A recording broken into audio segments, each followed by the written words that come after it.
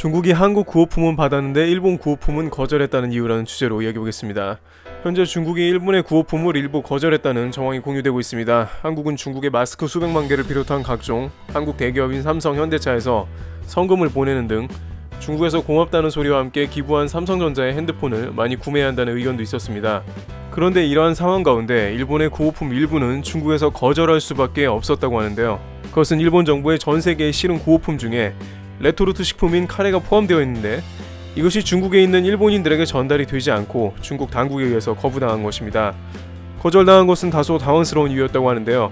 바로 절차상의 이유로 중국은 후쿠시마 등 10군데 현의 식품 수입을 거부하고 있었다는 것으로 산지 증명서 첨부를 필수로 하고 있다는 것입니다.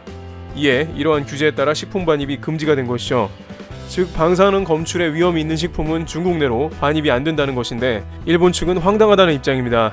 이에 관해 네티즌들은 긴급 상황에 구호품을 보내는데 거절하다니 은혜를 모른다는 댓글도 나오는데요. 그러나 이것은 한국 네티즌들에게 일본도 똑같은 상황을 겪으니 당황한다는 반응이 나오고 있습니다. 바로 지난 동일본 대지진 시에 일본에서 한국의 라면과 생수 등을 거부한 것과 비슷한 상황인 것입니다. 당시 많은 한국의 식품회사들은 일본 측에 식료품을 보내겠다며 의사를 타진해왔으나 일본 정부는 검역과 전달 체계의 어려움 등을 이유로 한국의 식량 관련 구호품을 거부했었습니다.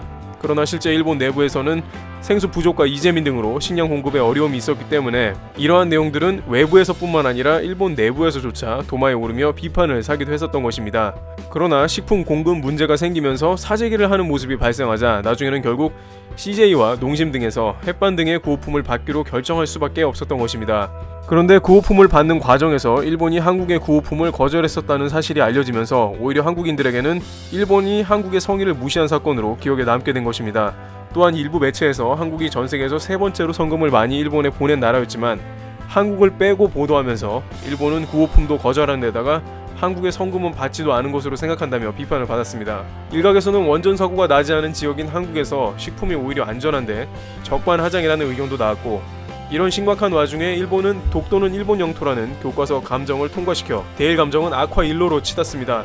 한편 일본도 이번 중국의 구호품을 보내는 와중에 한국이 겪었던 비슷한 상황을 맞았다는 얘기가 됩니다. 일본에서는 인도적인 차원에서 긴급 상황에 보내는 것인데 매몰차게 돌려보내는 것이 옳지 않다는 의견을 제기하며 반면 한국에서는 중국 입장에서는 당연히 그럴만하다는 등 의견이 갈리며 구호품조차 시국상 논란이 되고 있습니다. 드립튜브 여기서 마치겠습니다. 감사합니다.